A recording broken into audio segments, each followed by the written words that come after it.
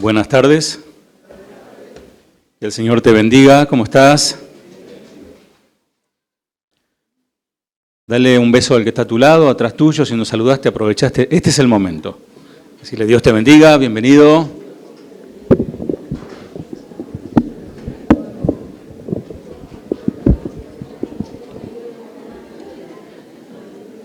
Saludamos a los amados también del otro lado, que nos acompañan a través de las transmisiones.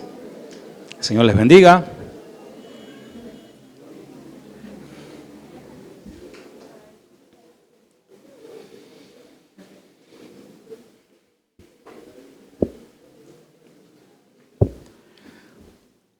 Realmente, de una manera muy especial, hoy siento la presencia del Señor de una manera muy especial.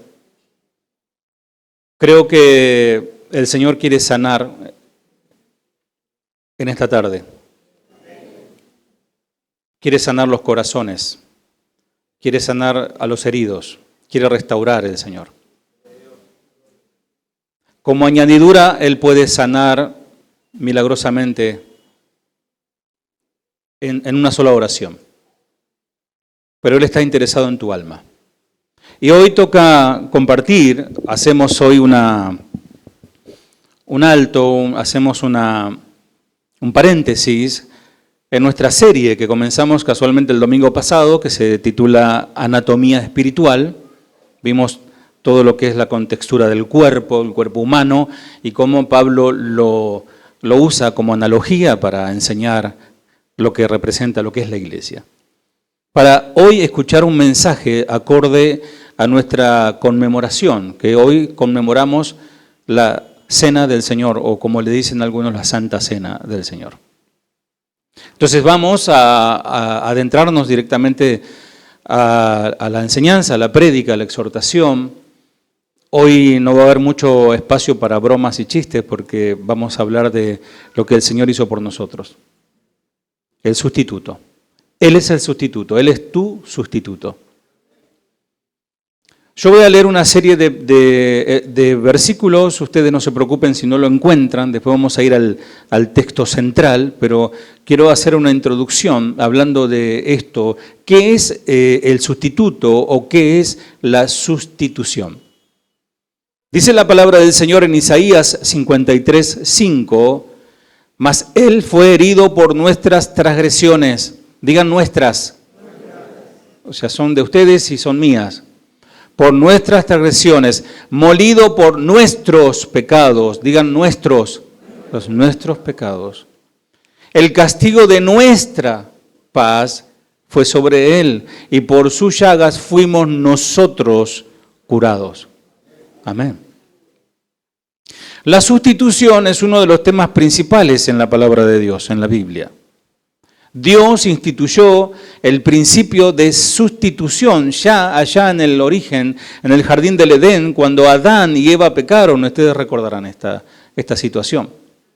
¿Con qué sustituye el Señor? Con el sacrificio de un animal inocente que no tenía nada que ver, para cubrir la desnudez de ellos, que ellos descubrieron que estaban desnudos porque se le abrieron los ojos y el pecado entró en ellos. Dios comenzó a pintar un cuadro de lo que se necesitaría para que la humanidad volviera a tener relación con Él. Una relación correcta, una relación conforme Él diseñó.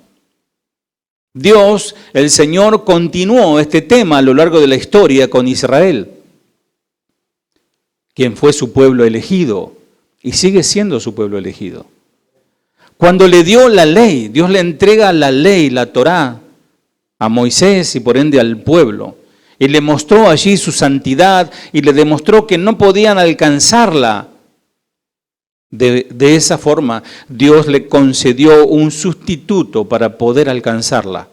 Pagar el precio por su pecado. ¿Mediante qué? Mediante sangre. Hoy cantábamos sobre la sangre. Parece algo bastante sangriento, ¿no? Cantar sangre, preciosa sangre que derramó. Cuando uno se lastima, uno se corta o se hace una herida profunda, rápidamente tiene que ir al médico, ¿no? Para que allá le cierren la herida, para que no se desangre. Hay partes del cuerpo que uno no puede dejar que sangre. Rápidamente hay que cortar o parar la hemorragia. El Señor derramó toda su sangre por nosotros. Hasta la última gota de su sangre derramó por nosotros. Al sacrificar un animal, que este era totalmente inocente, puro, perfecto en su apariencia, debía ser totalmente blanco, un cordero. Las personas podían obtener el perdón de sus pecados y podían entrar, después de ese sacrificio sangriento, a los ojos de cualquiera de nosotros, casi, digamos, insoportable ver a un animalito tan inocente y tan tierno, porque tan indefenso, ser degollado para que yo pueda estar en paz con Dios. El animal moría en lugar del pecador. Y como somos una máquina de pecar, el ser humano es una máquina de pecar. El pueblo de Israel cada año y en diferentes partes del año tenía que hacer este sacrificio y matar cantidad de animales para estar en paz con Dios. Entonces moría el animal por el pecador, permitiéndole así quedar libre, justificado hasta ese momento. Esto lo encontramos en toda la liturgia de Levítico 16, que habla del macho cabrío. También había una ceremonia donde se colocaba las manos, el sacerdote colocaba las manos sobre el macho cabrío, como transfiriendo simbólicamente, esto es todo un simbolismo, los pecados del pueblo al animal. Y el macho cabrío quedaba entonces libre, lo dejaban en el desierto, llevando lejos los pecados del pueblo. La sustitución. El tema de la sustitución se encuentra en todo el Antiguo Testamento y a modo de prefiguración de la venida de Jesucristo, de la primera venida de Jesucristo. La fiesta del Pesaj, como nosotros la conocemos como la fiesta de la Pascua, representa esto, el sustituto. Ahí en Éxodo 12, Dios da instrucciones al pueblo para que se prepare para la llegada del destructor, del ángel destructor que mataría a cada primogénito varón de cada familia que habitara en Egipto, tanto egipcios como hebreos. La única manera de poder escapar de esta terrible plaga era tomar un cordero macho perfecto, matarlo, poner su sangre en un recipiente y con esa sangre pintar los dinteles y los postes de la puerta de la casa. Cuando Dios veía esa sangre, pasaba por alto. De hecho, pasar por alto, precisamente el vocablo hebreo Pesaj significa eso, Pascua significa pasar por alto. Y dice que la sangre os será por señal en la casa donde vosotros estéis. Y veré la sangre, dice el Señor, y pasaré de vosotros, Pesaj, y no habrá en vosotros plaga de mortandad cuando hiera la tierra de Egipto. Éxodo 12:13. Ese día fue un día de dolor, un día de lamento. Había tinieblas allá afuera, había luto y muerte. Mas en la casa de aquellos que obedecieron y tomaron al cordero y lo mataron y derramaron su sangre y pintaron los postes y los dinteles de la puerta de la entrada de la casa, se salvaron de la muerte. Ese cordero de la Pascua era el sustituto de cada primogénito varón. Y Dios aceptaría ese sacrificio, el sustituto. Dios mantuvo ese tema de la sustitución en el Nuevo Testamento con la venida de Cristo, el Mesías, Jesús. Él había preparado el escenario para que la humanidad entendiera exactamente lo que el Señor vino a hacer. Cuando Él dice a lo suyo vino, significa que Él vino a hacer esto, a sustituir a la humanidad. Y su pueblo, los suyos, no lo recibieron. Dice Corintios, 2 de Corintios 5:21, al que no conoció pecado por nosotros, lo hizo pecado, para que nosotros fuésemos hechos justicia de Dios en él. Amados, estas palabras son impresionantes. Dios permitió que el Hijo se convirtiera en pecado por nosotros. Se hizo pecado por nosotros. ¿Para qué? Para que nosotros fuésemos hecho justicia de Dios. Lo que hizo es una transferencia. La justicia de Dios pasó al pecador y todos los pecados pasaron sobre los hombros de Jesús. El Cordero perfecto de Dios tomó sobre sí los pecados de la humanidad, entregó su vida y murió en el lugar tuyo, tuyo, tuyo, tuyo y mío y de todos ustedes. El único sacrificio aceptable por el pecado es una ofrenda perfecta, porque aún el Cordero, que era perfecto para el sacrificio, era una ofrenda imperfecta. Si nosotros muriéramos por nuestros propios pecados, no sería un pago suficiente. Porque para poder pagar, si querés equiparar lo que hizo Jesús en la cruz y decir, mira, yo rechazo lo que hizo Jesús y yo voy a pagar por mi pecado, nadie piensa así, aunque algunos pueden llegar a pensar así. La única manera de pagar, pero es impagable, es primero morir, como murió Jesús, y después quedarse en el infierno eternamente.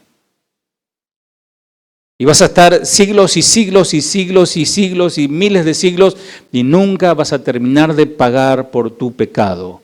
Por eso cuando la parábola de los dos deudores dice que le debía mucho dinero y aquel hombre no quiso perdonar al otro que debía menos, entonces lo metió en la cárcel hasta que pagara el último centavo, la última moneda de oro. Nunca iba a poder terminar de pagar, ni teniendo 3, 4 vidas iba a poder pagarlo. Así tomamos dimensión de lo que significó el sacrificio de Jesús en la cruz. No somos perfectos, solo Jesús es perfecto. Y Él cumplió con los requisitos y Él entregó voluntariamente su vida por nosotros. Él se entregó. A Él no lo asesinaron ni lo agarraron por sorpresa. Él se entregó. No podíamos hacer nada nosotros y ni podemos hacer nada para salvarnos. Por eso es tan importante, amados, el Evangelio. Por eso Dios lo hizo por nosotros, porque no podíamos hacerlo. Él nos vio como la parábola que recuerdo de los dos deudores. Él fue movido a misericordia porque le dijo, dame tiempo, le dijo, ¿no? Te lo pagaré todo. Y le dio lástima, para entenderlo aquí en criollo. Le dio lástima al Señor porque ese hombre dijo, yo te pagaré y no podía pagar. Dice que hizo, lo perdonó, le perdonó toda esa deuda. Y eso habla de una hipérbole, una exageración de una parábola. El Señor estaba diciendo que le debía camiones y camiones y camiones de oro. No sé en qué momento pidió ese préstamo, pero el Señor da esta parábola para que entendamos lo que significa el pecado. La profecía mesiánica aclara ampliamente la muerte sustitutiva de Jesús. Así en Isaías 53:5, mas Él herido fue por nuestras rebeliones, molidos por nuestros pecados, el castigo de nuestra paz fue sobre Él y por sus llagas fuimos nosotros curados. Todo lo hizo Él por nosotros, ahí está clarísimo. Algunas personas cometen el error de pensar que como Jesús murió por los pecados del mundo, porque dice de tal manera amó Dios al mundo, que todos irán al cielo. Y ese es un mensaje de Satanás peligrosísimo. Creo que la vez pasada lo compartía. Satanás le predica a la gente que toda la gente buena irá al cielo. Y saben que el infierno está lleno de gente buena. Nadie es bueno. Nadie es bueno, solo Dios. Entonces solamente podemos entrar a través de ese Cordero que es Jesús, el Cordero que quita el pecado del mundo. La muerte sustitutiva de Cristo tiene que aplicarse personalmente a cada corazón. Yo no puedo salvar a mi hermano, yo no puedo orar por mi hermano para que sea salvo en el sentido de que mi oración lo va a salvar. Tu esposo no te va a salvar. Tu esposa, tus hijos, tu papá no te va a salvar. Por más que seas el hijo del pastor o que seas pastor, un título, una posición no te va a salvar. Porque muchos dirán en aquel día, Señor, en tu nombre hicimos esto, en tu nombre hicimos aquello. Y el Señor les dirá, no te conozco. Solo Cristo te puede salvar. O sea que la muerte sustitutiva de Cristo tiene que aplicarse personalmente a cada persona, a cada corazón. De la misma manera que la sangre de la Pascua del Pesaj Tuvo que aplicarse personalmente en la puerta de cada hogar. No era que por una cuadra, bueno, si en una cuadra había una puerta pintada, toda la cuadra salva. No. Si el de al lado no tenía la sangre del cordero, moría irremisiblemente. Por eso de yo tomo esa palabra que dice, cree tú y serás salvo tú y tu casa. No, si tu hijo no quiere saber nada con Dios, pues se perderá tristemente. Oramos, mientras hay vida y esperanza, oramos para que se convierta, oramos para que se entregue a Cristo. Amén.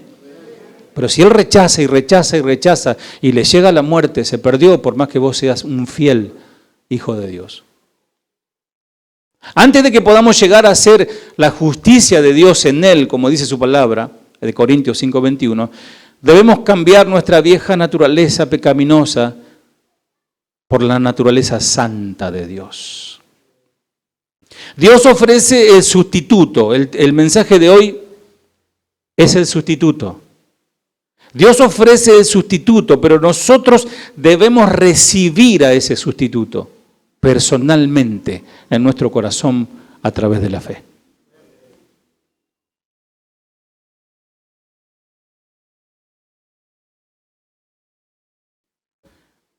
No sé si alguno pudo ver el video que les compartí. Se puede levantar su mano, así no me siento tan solo. Gloria a Dios. Bien, gloria a Dios. Quizás alguno habrá escuchado sobre esta historia, pero quiero rememorarla. Permítame contarle esta historia, una historia real que sucedió en Memphis, en Estados Unidos. La historia de un joven llamado John Griffith. La época fue en los inquietos años 20 en los Estados Unidos. El lugar era Oklahoma. John Griffith estaba al comienzo de sus 20 años de edad, estaba recién casado y lleno de optimismo. Junto a su amorosa esposa, él había sido bendecido con un bellísimo bebé de grandes ojos azules, con gozo y animación. John estaba viviendo, por decirlo de alguna manera, el sueño americano. Él quería ser un viajante. A menudo se imaginaba lo que sería visitar lugares distantes con nombres raros. Le gustaba leer, le gustaba investigar acerca de todos esos lugares. Tenía un corazón aventurero. Su esperanza y sueño fueron tan vívidos a veces que llegaron a parecerles reales. Pero entonces llegó el año 1929 y la quiebra del mercado de acciones se produjo. Fue la Gran Depresión de los Estados Unidos. Con la caída estrepitosa de la economía norteamericana, llegó también la devastación de todos los sueños de este varón. Los vientos que silbaban de todo Oklahoma eran extrañamente símbolos de la tormenta que estaba barriendo toda esperanza americana. Oklahoma estaba siendo sistemáticamente asolada por la Gran Depresión económica y la desesperanza. Y en medio de tal situación, con el corazón hecho pedazos, John Griffith recogió sus escasas pertenencias y con su esposa y su pequeño hijo Gregorio, en el viejo automóvil Ford, enfilaron hacia el este. Lograron llegar a Missouri, a las orillas del río Mississippi, y allí encontró trabajo en la construcción de uno de esos grandes puentes del ferrocarril que cruza el inmenso río. De hecho, ese puente hoy existe. Día tras día, John tomaba asiento en el cuarto de control y dirigía los enormes engranajes de la maquinaria que construía un imponente puente sobre el poderoso río. Pensativamente solía mirar cómo enormes barcos y espléndidos buques cruzaban por debajo del puente en aquel río. Entonces, mecánicamente, él aminoraba los movimientos de la masiva estructura metálica y meditaba en la distancia. Mientras los largos trenes que se dejaban escuchar iban haciéndose pequeños en la bruma del horizonte. Cada día se despertaba en él la tristeza mientras depositaba en los barcos y en los trenes que se iban. En esos barcos y esos trenes también se iban sus sueños y sus visiones de conocer lugares exóticos, distintos y distantes. No fue hasta el año 1937 que un nuevo sueño empezó a nacer en su corazón. Su pequeño hijo tenía ya 8 años de edad y John estaba comprometiéndose con la visión de una vida nueva. Una vida en la cual su hijo Gregorio trabajaría con él hombro a hombro, una vida de íntima camaradería y profunda amistad con su pequeño hijo. Ese primer día de una vida nueva tuvo su aurora y se inició con una alegre incursión por ese gran puente. Padre e hijo, tomados de la mano, caminaban por allí.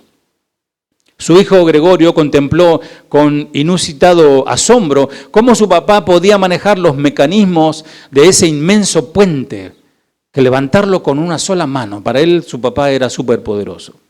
Mientras miraba, seguro que dentro de él pensaba que su papá era alguien muy fuerte y poderoso. Estaba maravillado de que su papá, con un movimiento de una sola mano, pudiera levantar esa mole, esa estructura, ese puente. Antes que se diera cuenta, la hora del mediodía ya había llegado. John había operado ya varias veces el puente para permitir el paso de embarcaciones que cumplían con su itinerario. Y entonces, tomando a su hijito de la mano, se fueron a disfrutar del almuerzo. Bajaron por un estrecho pasadizo hasta llegar a un puesto de observación a 50 metros, sobre la cual veían el majestuoso río Mississippi. Allí se detuvieron y miraban pasmados cómo los barcos cruzaban y ellos almorzaban su sándwich. Mientras comían, John le contaba a su pequeño, con vívidos detalles, historias acerca de destinos maravillosos que los buques llegarían. Atrapados en un mundo de pensamientos, él hilvanaba historia tras historia, mientras su hijo pendía absorto de cada palabra de su papá. Entonces, repentinamente, en medio de una historia acerca del día en que el río se desbordó sobre la ribera, él y su hijo fueron traídos de regreso de toda esa fantasía a la realidad por el penetrante silbato del tren que venía. Mirando atónito su reloj, John se dio cuenta que era la 1:07 p.m. De inmediato recordó que el puente se hallaba levantado todavía y que el expreso de Memphis tendría que cruzarlo en breves segundos.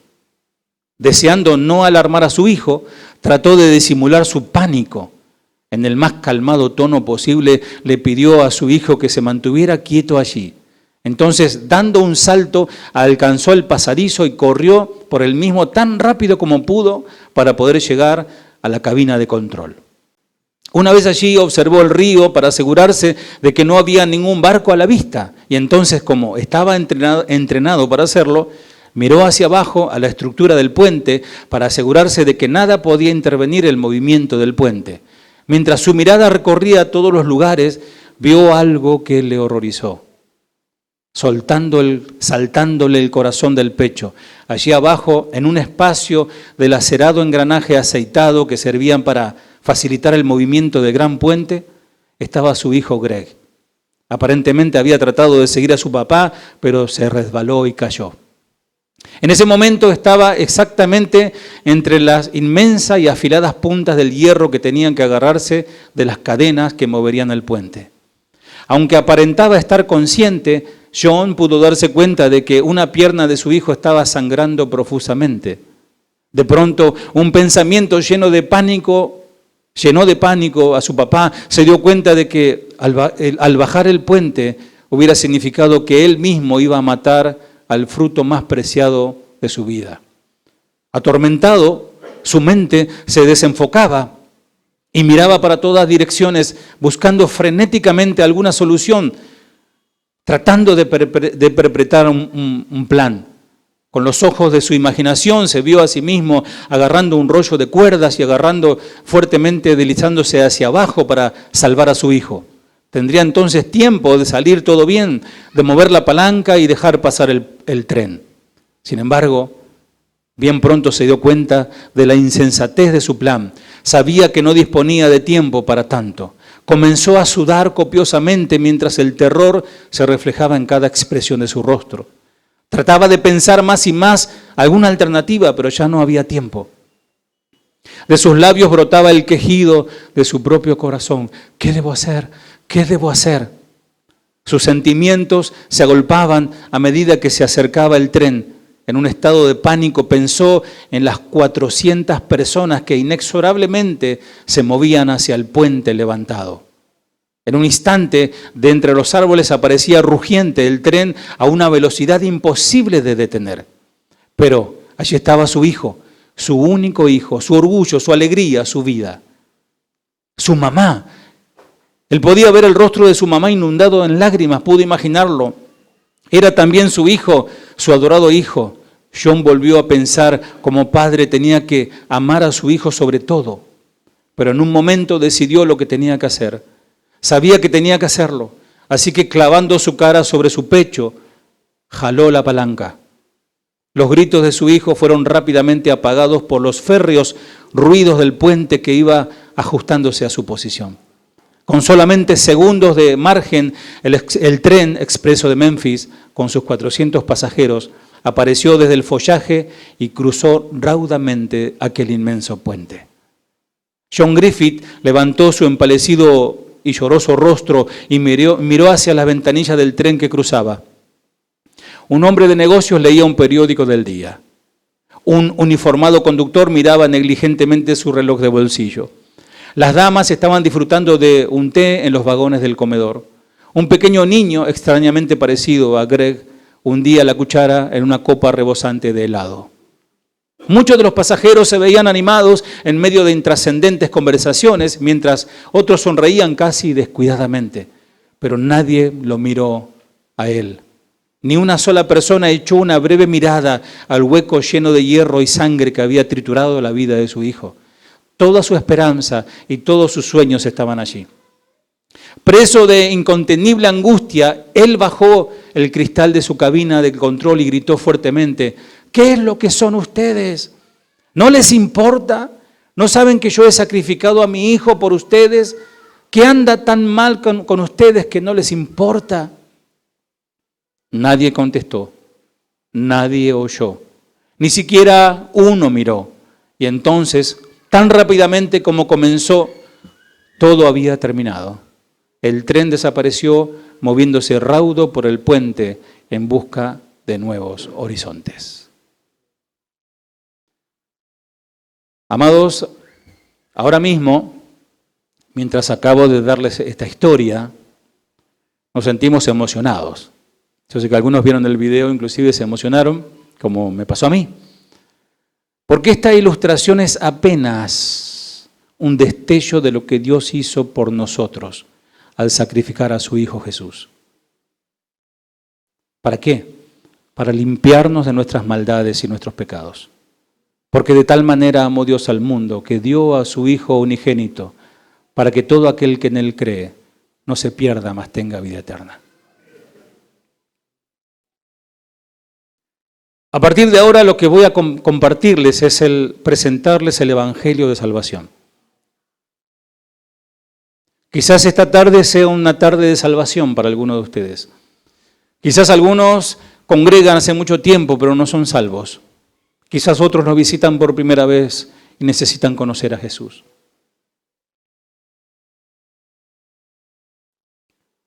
A diferencia del expreso de Memphis, que tomó a este hombre llamado John Griffith, lo tomó por sorpresa.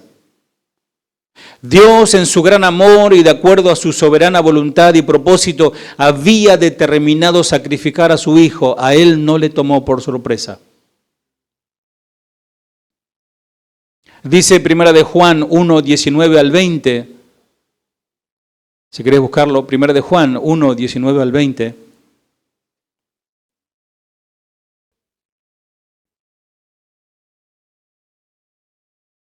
Sino con la sangre preciosa de Cristo, como de un cordero sin mancha y sin contaminación, ya destinado desde antes de la fundación del mundo, pero manifestado en los postreros tiempos por amor de vosotros.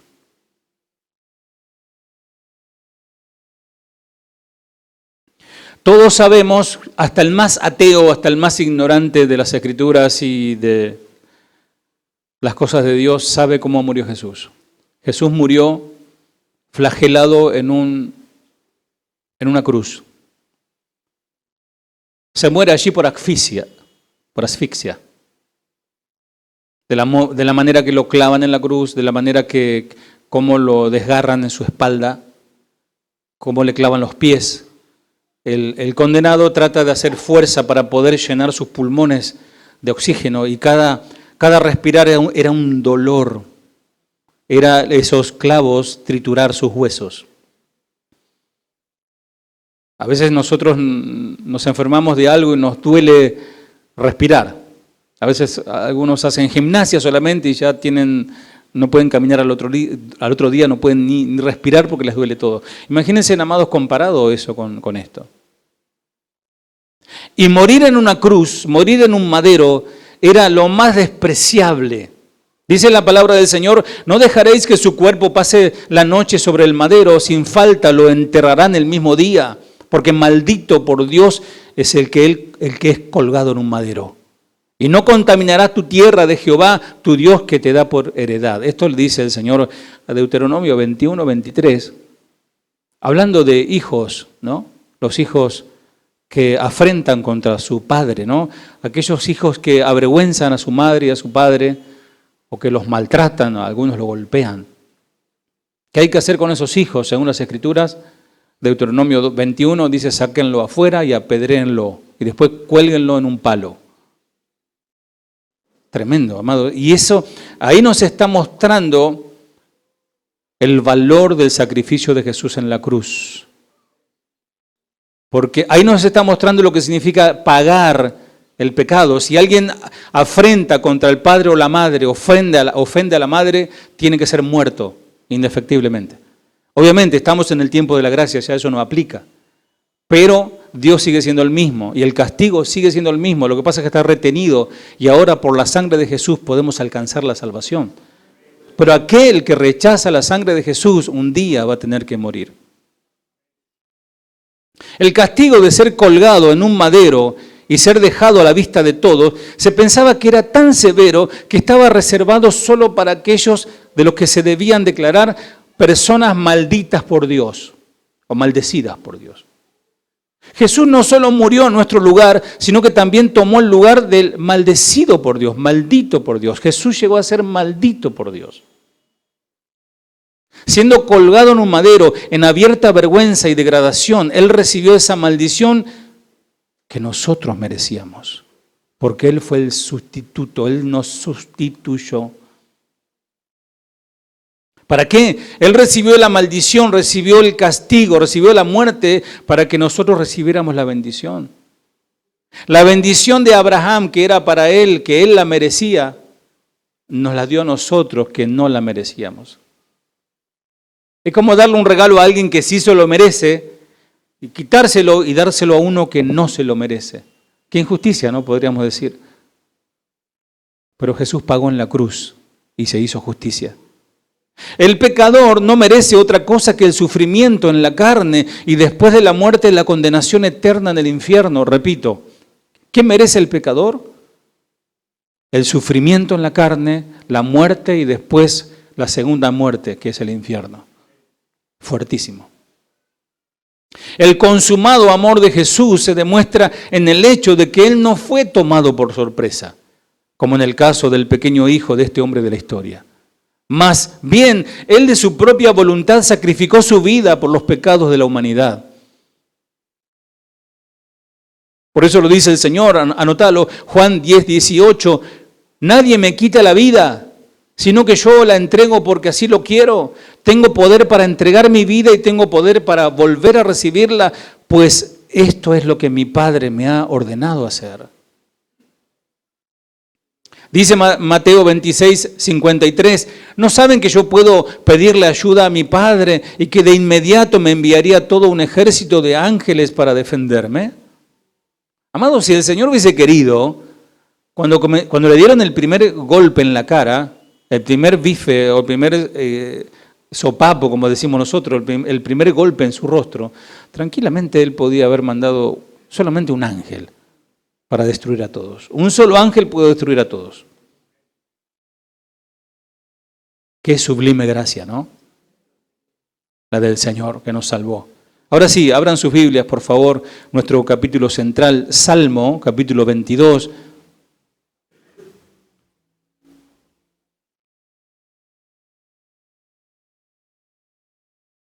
Este es un salmo mesiánico.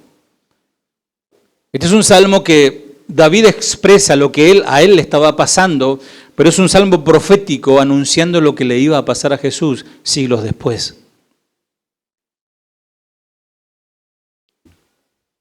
Salmo 22:1. Dios mío, dice, ¿por qué me has abandonado? Pregunto, ¿Dios ha abandonado a alguien? Nunca, ¿no? ¿A sus hijos? Nunca los deja. Dice, nunca te dejaré, te dice, ¿no? Te prometió el Señor. Dios mío, ¿por qué me has abandonado? Tan lejos te mantienes que no vienes en mi ayuda ni escuchas mis gritos de dolor.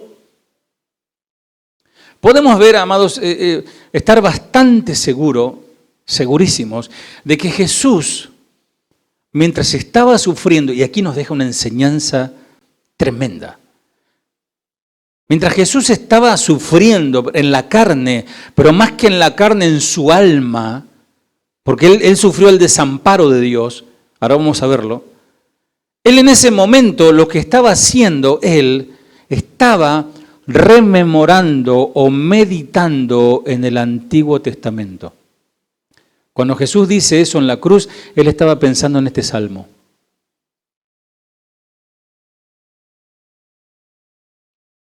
No dudo que David, aunque tenía sus ojos puestos en su propia condición, sin embargo, haya sido llevado por el Espíritu de Dios en profecía más allá y apuntando a Cristo, con quien solo concuerda con Él y completamente con Él concuerda todo lo que dice el Salmo, porque lo que sigue diciendo los versículos después no lo pasó David, pero sí Jesús lo pasó. Dios mío, ¿por qué me has abandonado? Esta apertura es poderosa en al menos dos niveles. El clamor, Dios mío, muestra que el desamparo realmente tenía una relación con Dios. El daño que él siente, por decirlo de alguna manera, el daño que siente Jesús en la cruz, clavado en la cruz, es el desamparo de Dios. Fíjense que él no dijo, ¡ay el clavo! ¡Ay la corona! ¡Ay el golpe! Él no dijo eso. No se quejó, dice, como un cordero no abrió su boca. Pero cuando abre su boca, él se queja y se queja con Dios. Dios mío, ¿por qué me has desamparado? Él fue víctima de la crueldad de los hombres, pero el clamor y la queja es para Dios. Y no para el soldado romano que lo estaba castigando. En segundo lugar, la repetición del motivo muestra la intensidad de la agonía. 2 veces dice, Dios mío, Dios mío. Entonces fue cuando sintió en el alma, así como en el cuerpo, el horror del disgusto de Dios contra el pecado. Amados, nosotros tenemos que tomar dimensión. ¿Por qué Jesús sufrió así, siendo inocente, perfecto? ¿Por qué sufrió? Porque era el disgusto de Dios. Ese disgusto tenía que caer sobre vos y sobre mí, pero cayó sobre Jesús. Él fue el muro de contención para que su ira no cayera sobre nosotros. En la cruz tuvo lugar una santa transacción. Dios el Padre consideró a Dios el Hijo como si fuera un pecador, lo peor, se merecía la muerte, como escribiría el apóstol Pablo cuando dice en 2 Corintios 5:21, al que no conoció pecado, por nosotros lo hizo pecado, para que nosotros fuésemos hechos justicia de Dios en Él. Amados, cuando nosotros nos entregamos a Cristo, después de ser pecadores, enemigos de Dios, malditos, cuando nos entregamos a Cristo, Él viene a morar a nosotros. ¿Saben a quién ve de Dios el Padre? A Jesús en nosotros. Su sangre ve en nosotros. Por eso no nos destruye. Sin embargo, Jesús no solo soportó la retirada de la comunión del Padre, porque el sufrimiento del Señor es que una comunión, sabemos que la comunión del Hijo y el Padre son uno, y la comunión nunca podría cortarse jamás, pero en la cruz se cortó la comunión. Y eso es lo que más le afectó al Señor, eso es lo que más desgarró su alma. Esto me recuerda a David, que era un hombre conforme al corazón de Dios. ¿Se acuerdan cuando se descubre su pecado? Que viene Natán y le dice, ese hombre eres tú. Miren, David no tuvo temor de que lo mataran porque él podía haber sido lapidado por adulterio y por asesinato. David no tuvo miedo por la difamación, porque su nombre sea ahora usado como burla. David no tenía miedo de perder la corona, de que lo destituyan como rey. David tenía miedo de perder el Espíritu Santo en su vida.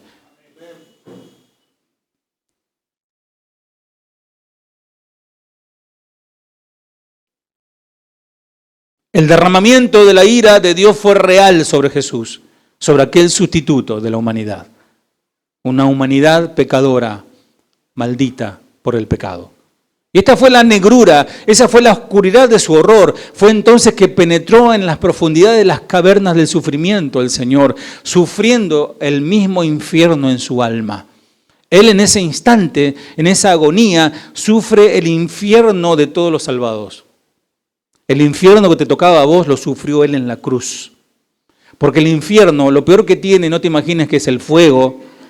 No te imagines que son los horribles demonios que están allí. No te imagines que es el gusano que nunca muere. No te imagines que eso es lo peor del infierno. Lo peor del infierno es que allí no está la presencia de Dios.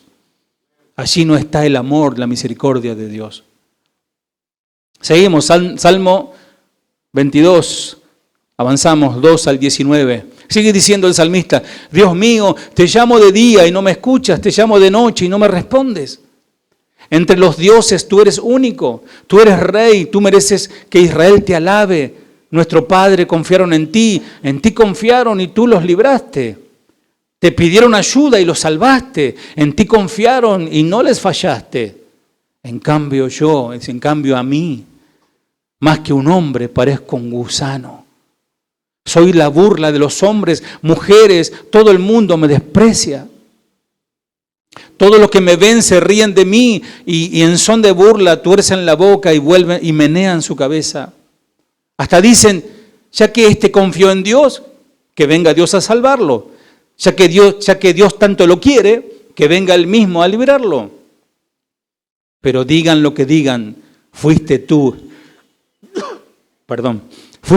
quien me hizo nacer. Fuiste tú quien me hizo descansar en los brazos de mi madre. Todavía no había nacido yo cuando tú me cuidabas. Aún estaba yo dentro de mi madre cuando tú eras mi Dios. No me dejes solo. Me encuentro muy angustiado y nadie me brinda su ayuda. Versículo 12.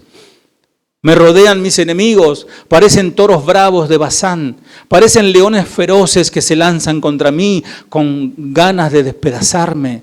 Me he quedado sin fuerzas, estoy totalmente deshecho, mi corazón ha quedado como cera derretida. Tengo reseca la garganta y pegada la lengua al paladar, me dejaste tirado en el suelo como si ya estuviera muerto.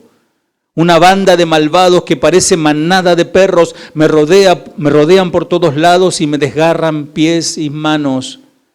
Hasta puedo ver los huesos. Mis enemigos me vigilan sin cesar. Hicieron un sorteo para ver quién se quedaba con mi ropa. Dios mío, tú eres mi apoyo. No me dejes, ven pronto en mi ayuda. Ese es Jesús en la cruz, amado. Por vos y por mí. Espero que el Espíritu Santo haga algo en nuestros corazones, ¿no? Tomamos tan liviano todo lo que hizo el Señor. Tomamos tan liviano la vida cristiana, ¿no? Hoy sí, mañana no, y hoy tengo ganas, y hoy no, hoy soy cristiano, mañana me avergüenzo de ser cristiano. Amados, este es un salmo profético, el Salmo 22, que se escribió aproximadamente 800 años antes de Cristo. Fíjate lo que es Dios, ¿no? Que para Él un día es como 1000 años y 1000 años como un día. Este salmo anticipaba los sufrimientos de Jesús el Cristo. Es el único pasaje en las Escrituras desde la óptica y perspectiva de la cruz. Es un texto escrito desde la cruz, colgando de la cruz. Tremendo. Alejet Sahar, el siervo de la mañana. Él fue el siervo de la mañana, un siervo hermoso, manso, tierno, acorralados por cazadores. El rey Herodes salió de casa cuando mandó a matar a los niños, ¿se acuerdan? De ahí el Día de los Inocentes. Satanás intentó cazarlo en el desierto. Los fariseos hipócritas salieron a emboscarlo. Perros, toros, leones son fieras que reflejan el sentir humano que hay, que hoy procuran destrozarlo.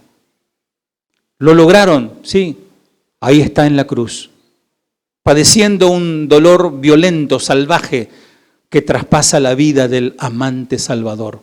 En la cruz, allí hay soledad, está solo. Y él vive la experiencia de beber la copa amarga, llena de hiel y ajenjo, que refleja fielmente la ira de Dios a causa de tu pecado y de mi pecado.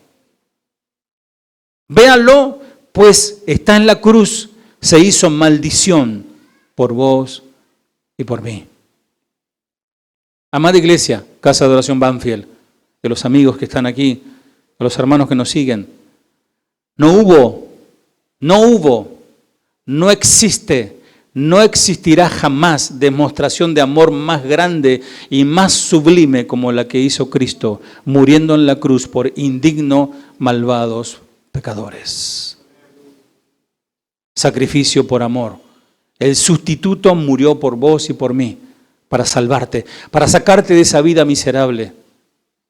No se puede explicar con palabras, solo experimentar su valor inescrutable, sin igual, sin precedente. Sublime gracia, sublime amor el del Salvador, el sustituto. Dice, Dios mío, clamo de día, dice el versículo 2, y no respondes, y de noche, y no hay para mi alma reposo. Realmente Dios, amados, nunca abandona a un cristiano, a un seguidor de Jesús, a un hijo de Dios. Nunca. Aunque vos lo abandones, Él nunca te abandona. Hoy me decía, casualmente hoy mismo una hermana me decía eso. Yo me quería alejar de Dios, pero Él nunca se alejaba de mí. Qué tremendo, ¿no? No hay nada que puedas hacer que pueda librarte del amor de Dios. No hay nada que puedas hacer para que puedas librarte del amor de Dios. Él seguirá amándote. El tema es que si vivís rechazando y rechazando, llegará un día que tendrás que rendir cuenta ante el Señor por haberlo rechazado. En aquel momento, en aquel lugar, hace 2000 años en el Monte Calvario, el Señor estaba llevando en su cuerpo el pecado de toda la humanidad, de todas las épocas hasta el día de hoy. Él no tiene relación con el pecado. Dios es santo.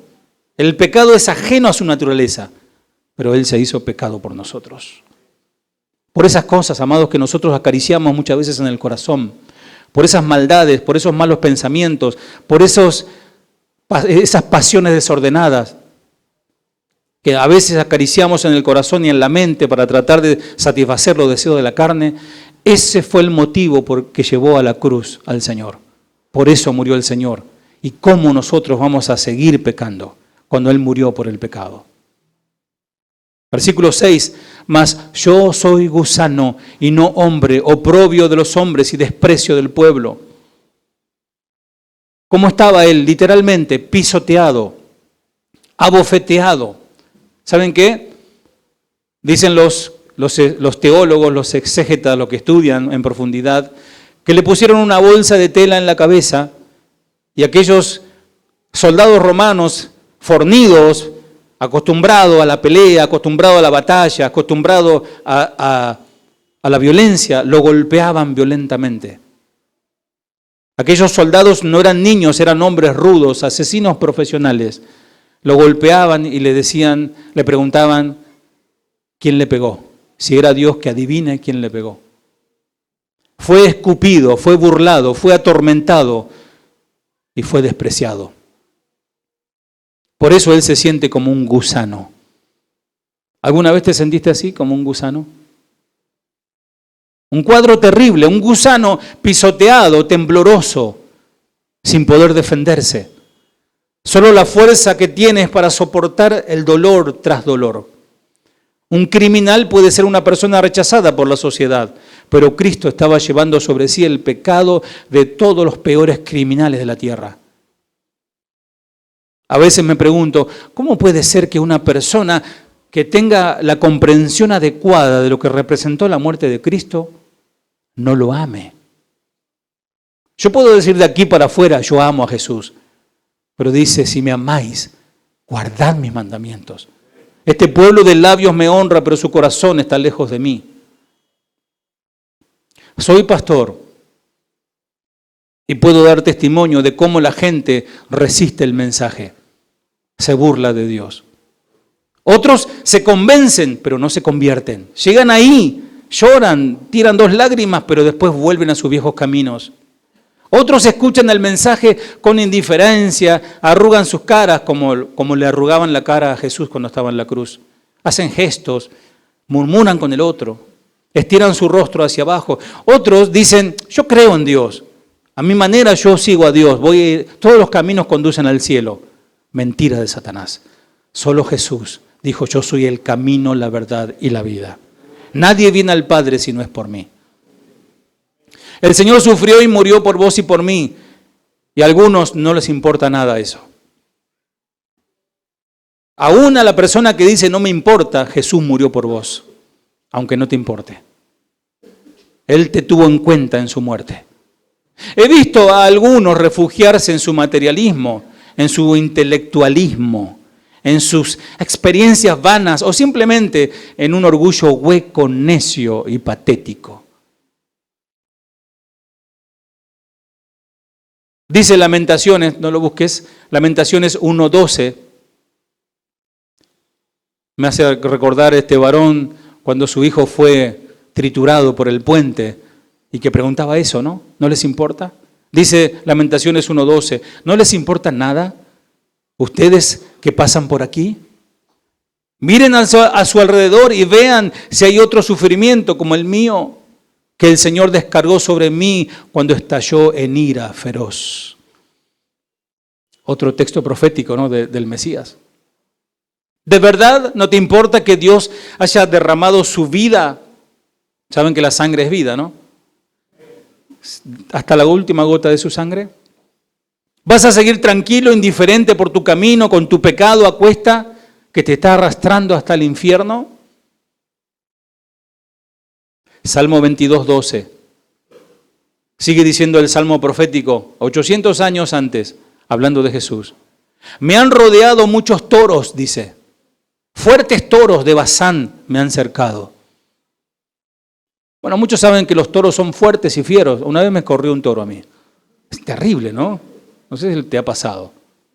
Los toros son fieros cuando son violentos. Su mugir podía oírse de una colina a otra. Así eran los gritos ensordecedores de la multitud de gente, en lo físico y también en lo demonio, en lo espiritual. Habían como toros alrededor de la cruz, festejando y gritando. Todos querían herir a Jesús más y más con sus crueldades.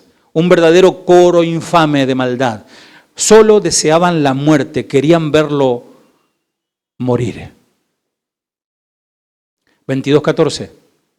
He sido derramado como agua, dice el Salmo, y todos mis huesos se descoyuntaron. Mi corazón fue como una cera derritiéndose en medio de mis entrañas. Entrañas, la Biblia se refiere a la parte más interna del cuerpo, el asiento de la compasión y el dolor. ¿Viste cuando uno siente un dolor en el sentido, una mala noticia, una traición, una decepción? Algo que te causó mucho dolor, pero no es en el cuerpo, no es en ninguna parte del organismo, es en tu alma. Y comenzás a llorar. Es un dolor interno. El Señor se está entregando ahora completamente, sin reservas, hasta que no queda nada por dar. ¿Saben que al Señor lo crucificaron y lo despojaron hasta de toda su ropa? Estaba desnudo, porque la idea del suplicio, del castigo, era avergonzarlo y degradarlo hasta lo máximo.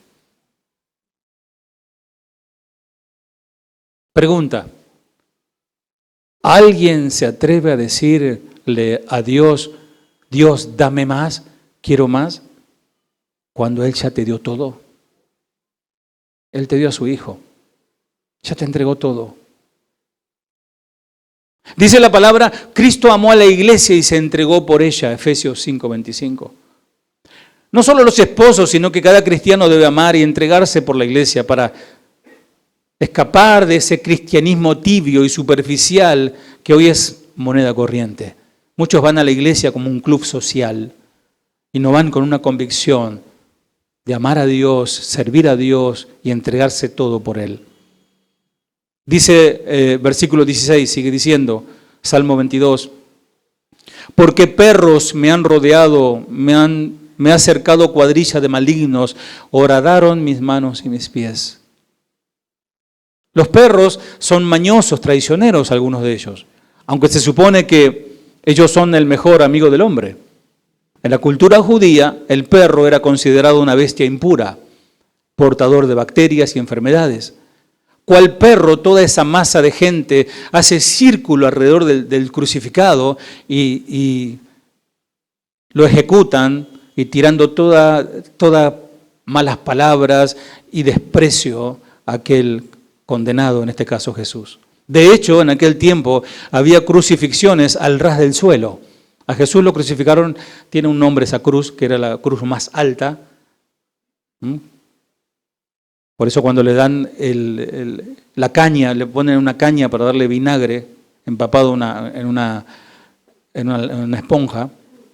Había crucificados que eran cruces petizas, o sea, lo crucificaban al ras del suelo para que puedan venir precisamente estos perros salvajes y comerlo vivo al crucificado. Terrible. 17. Contar puedo todos mis huesos, entre tanto ellos me miran y me observan. Y se cumple la profecía en Lucas 23:35, y el pueblo estaba mirando y los gobernantes se burlaban de él. ¿Te imaginas el dolor del Señor, no? El dolor físico, solamente el físico. El dolor del alma de estar separado de Dios y ver a toda esa gente burlándose de él. ¿Qué más? ¿Qué más se necesita para mostrarte su amor? Hay una canción muy clásica que dice, si quieres prueba de mi amor, mira el Calvario. Por su posición en la cruz se podían divisar sus huesos, porque el castigo con el látigo es el flagrum, que eran huesos, tiras de huesos con pedazos de metal. Cuando castigaban, rasgaban y hasta dejaban los intestinos afuera. Entonces, a veces todas las costillas, en el caso de Jesús, aparentemente dice que hasta sus costillas se podía ver de tanto castigo. Lo dice el Salmo. Gracias, Señor. Gracias por tu sacrificio, Señor. Ahora, el pueblo estaba mirando. Ahora vos también como parte de la raza humana, hoy, siglo XXI, año 2024, ¿qué estás haciendo? ¿Estás mirando a Cristo agonizar y morir en esa cruz? ¿Vas a seguir dominado por la incredulidad? ¿Cuándo vas a entregar tu vida a Cristo? ¿Qué más necesitas? Prueba de su amor. ¿Seguirás mostrando tu indiferencia, tu desprecio hacia Él con tu actitud? ¿Qué ves en esa cruz? ¿Un iluso? ¿Un tonto que murió por un ideal, que se hizo matar? ¿Un mártir? ¿Un buen hombre? ¿Un maestro? ¿O ves al Salvador de tu vida? La deuda ya fue pagada, amigo, amiga. Él ocupó nuestro lugar, Él es el sustituto. Él fue a la cruz, Él subió a la cruz por vos y por mí. A través del paso de los siglos, esto ha querido mutar, algunos han querido mutar o pervertir el evangelio verdadero, cambiándolo. Los hombres lo han acomodado a los gustos y necesidades de la gente. Hoy no se habla de esto. No hablemos a la gente, no le hable de la sangre, algunos se impresionan. No lo haga sentir culpable si ellos quisieron para que Jesús muriera. No han entendido nada. Hay iglesias, amados, donde domina un mensaje mercantilista. Están interesados en tu bolsillo, no en tu alma. Hay iglesias que todo es al gusto del cliente, como dijo el pastor Chuy Olivares. Antes era cartas a la iglesia, ahora es iglesias a la carta. ¿Viste cuando vas al restaurante y te ponen la carta, lo que usted quiera? ¿Qué quiere que le predique hoy? Y no, predícame sobre los ovnis hoy.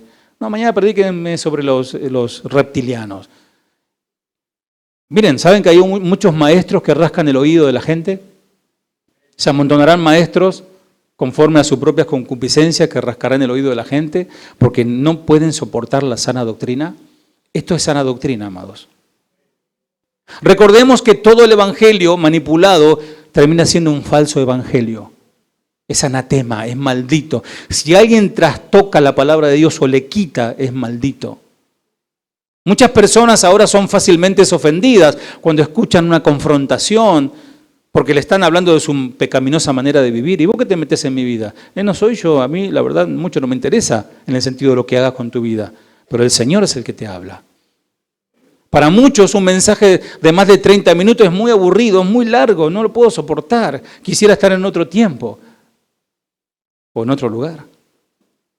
Pero amados, por gracia de Dios, por misericordia del Señor, aún hay un remanente fiel que ama al Señor y valora el sacrificio del Monte Calvario. Dele un aplauso al Señor.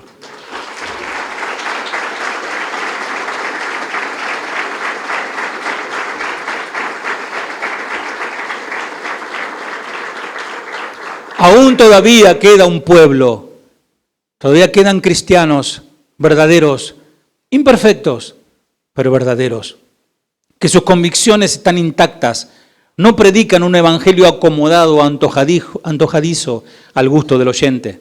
Ese es el evangelio que debemos predicar, amados, que aunque parezca duro, parezca ofensivo, es el evangelio que salva las almas del hombre. Un hombre podrá darse cuenta que los deleites temporales que puede perder en la tierra no se comparan jamás con la vida eterna. Pues, ¿qué aprovecha el hombre si gana todo el mundo y destruye o se pierde a sí mismo? Lucas 9:25. ¿De qué le sirve al hombre que ganar o granjear a todo el mundo si pierde su alma?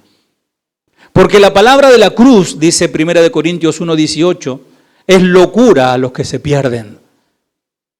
Pero a los que se salvan, esto es a nosotros, es poder de Dios. Para aquellos que rechazan la salvación de la cruz, tristemente, la idea de ser salvo a través de las obras es una locura. La palabra de la cruz suena como algo noble y religiosa para nuestros oídos del siglo XXI, pero en el primer siglo oír la palabra de la cruz era casi semejante como si hoy comparáramos a una horca o a una silla eléctrica. La palabra de la silla eléctrica. En aquel tiempo cuando decía la cruz es un instrumento de muerte. Lo peor. ¿Qué mensaje tiene un instrumento de muerte cruel y humillante e implacable? O sea, cuando uno va a predicar, los que estudian marketing y todas estas cuestiones, ¿viste cuando te venden un chicle o te venden algo que no sirve para nada, pero te lo venden, te ponen una propaganda hermosa y vos vas corriendo a comprártelo? Porque te impactó lo que te mostraron, pero no sirve para nada. Hoy también tratan de predicar un evangelio atractivo, pero son pocos los que hablan sobre la locura de la cruz. La palabra de la predicación nuestra es una locura para los que se pierden. No es de extrañar que es locura a los que se pierden, pero a los que se salvan, esto es a nosotros, es poder de Dios. Aunque es un mensaje extraño, considerado como locura para los que se pierden, a aquellos que confían en Él y los que se salvan, esta palabra de la cruz se convierten para ellos en el poder transformador. Hay un poder inherente en la predicación del Evangelio. Repito, amado, amada, a los que son evangelistas que tienen el llamado al evangelismo y a los que no lo son, a los que le dan vergüenza, y no es pecado tener vergüenza, pero es pecado, amados, avergonzarse de Jesús. Hay un poder inherente, solamente predicar el Evangelio verdadero, así como lo estás recibiendo hoy, predicarlo mañana en tu trabajo. Vas a ver el poder que tiene el Evangelio. No debes avergonzarte porque es poder de Dios para salvación de todo aquel que cree. Confiar en el Señor, confiar en el Evangelio que estás teniendo en tu mano y en tus labios, porque es poder de Dios para tu vida y para el que escucha. A pesar de que la palabra Evangelio no está en este versículo, está en el versículo anterior. Para Pablo la palabra de la cruz era precisamente el Evangelio. La cruz puede ser locura para nosotros mismos muchas veces. Cuando Jesús hablaba de cruz, la gente de esa época no podía más que pensar en muerte, en humillación, en dolor, en vergüenza. Para los judíos y para los griegos se convirtió en locura porque no entendieron el significado de la palabra de la cruz. No podían comprender cómo el Dios que predicaba Pablo terminó muerto en una cruz. Y eso mismo ha estado pasando en la iglesia de hoy día. La cruz es locura. Ya no hablan de la cruz. Prefieren hablar de Halloween. Y prefieren instar a la gente que se disfracen de momias, de esqueletos y salgan a repartir caramelos. Esto está pasando, pero no hablan de la cruz. Esperamos alguna señal, como los judíos. Los judíos esperaban señal. Ahora, si la señal no viene, empezamos a desesperarnos y decimos, no, acá no hay poder. En esta iglesia está muerta, puro bla bla. No veo lo que me ofrecieron, puede decir alguien. No veo las grandes bendiciones que he estado esperando. No veo resultados. Creo que Dios no existe. De balde vengo a la iglesia, sí. A los malos sí prosperan y yo que comencé a la iglesia hasta perdí trabajo. Esperamos poder conocer y entender al igual que los griegos. Los judíos querían poder, querían señales y los griegos querían sabiduría. Buscamos conocimiento, no está mal el conocimiento. Ustedes saben que yo amo el estudio de la palabra, pero amados, ese no es el fin. El fin es Cristo, la meta es Cristo, no el diploma, no los títulos. Es bueno estudiar, pero ese no es el fin, es un medio. Debemos de cuidar lo que decimos o esperamos del Señor, porque eso puede detener nuestro discipulado. Las señales ya fueron hechas. La sabiduría de Dios ya está revelada en Cristo. El problema de nuestra falta de entendimiento de la voluntad de Cristo puede ser porque aún estamos metidos en la esfera de un falso evangelio que nos promete cosas. Nos prometen espejitos de colores, amado. Cuando el Señor nos prometió aflicciones. Un solo amén. Nadie quiere aflicciones. El Señor nos prometió, en el mundo tendréis aflicciones, pero confiad, yo he vencido al mundo. Probablemente creímos un evangelio que nos ofrecía comodidad, salud, soluciones, como la del genio de la lámpara, ¿no? Deseos cumplidos, dinero, fama, bienestar. Si nuestra vida cristiana aún está en esa esfera de un falso evangelio, seguramente ese mismo falso evangelio va a terminar matando nuestras almas. Solo el sustituto puede salvarnos. Solo el sustituto puede llenarnos. Termino con esto, mis amados.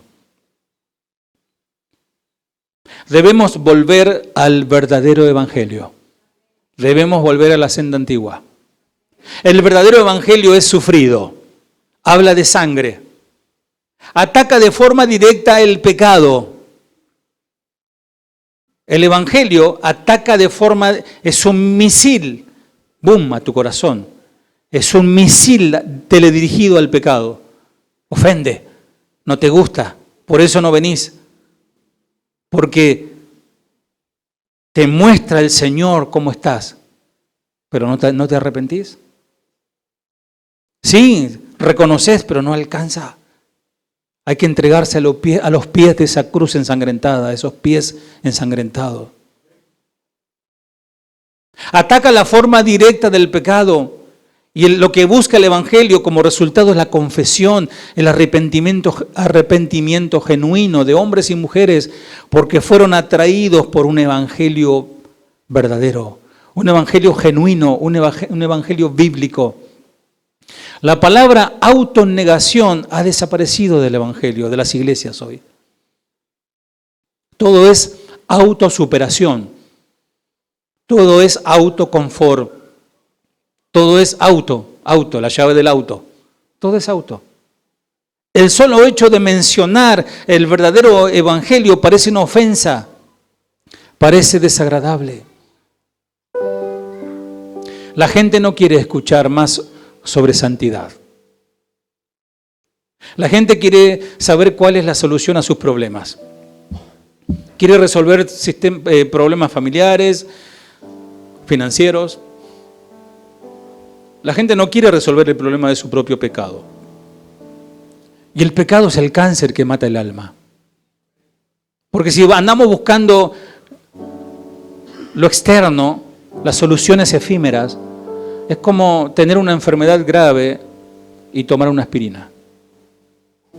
Necesitamos que el cirujano perfecto nos extirpe ese cáncer de nuestra alma y nos limpie y nos haga nuevo. Algunos están preocupados de cómo obtener dinero, cómo obtener la felicidad sin esfuerzo. Todo aquel que tome la cruz debe estar dispuesto a perderlo todo por Él. Estar dispuesto a descartar nuestros tesoros en nuestros corazones, negarnos a los deseos mundanales, renunciar al pecado, mis amados, renunciar a la maldad, a los malos pensamientos, negarnos incluso al derecho, renunciar a nuestros derechos, así como Jesús, y Él te llenará de vida. Él te llenará de vida abundante, te llenará de paz, de gozo, de una alegría verdadera. Vas a salir el lunes, te vas a subir al tren, al subte, al auto, vas a llegar al trabajo con una sonrisa. ¿Qué es lo que te pasa? Si todo está mal, tengo a Cristo en mi corazón y tengo todo. ¿Aún estamos dispuestos a seguirle? Él fue nuestro sustituto. Una iglesia que predica la cruz debe ella misma estar marcada por la cruz. Oremos al Señor. Cerra tus ojos, por favor.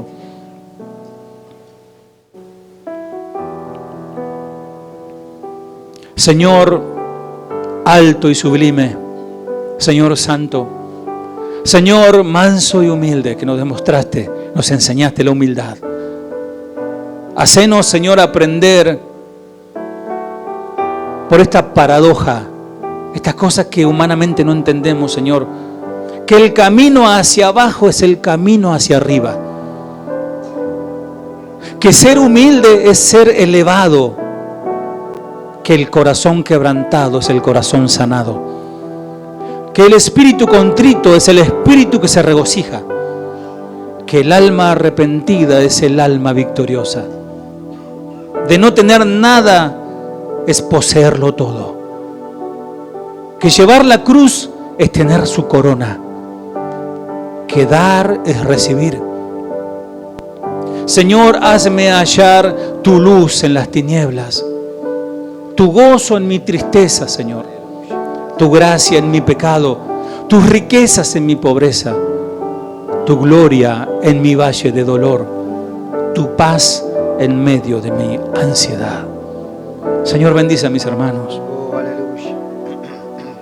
que han soportado, Señor, este tiempo escuchando esta exposición de tu palabra, este ejemplo de aquel padre que perdió a su hijo por salvar a una multitud. Pero tú, Señor amado, te entregaste por nosotros por amor, Señor.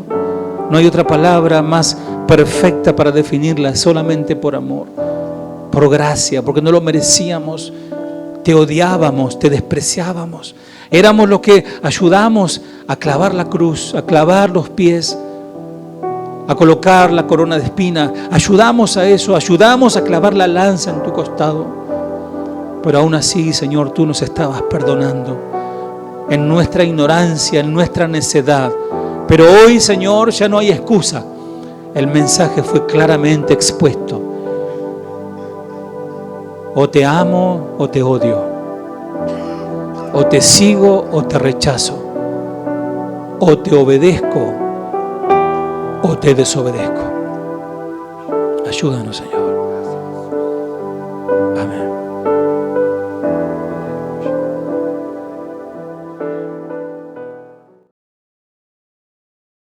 Fiel es Dios, que no nos dejará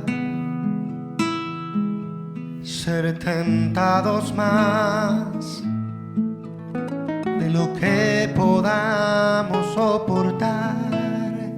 Fiel es Dios, que no nos dejará ser tentados más de lo que podamos soportar. Gracia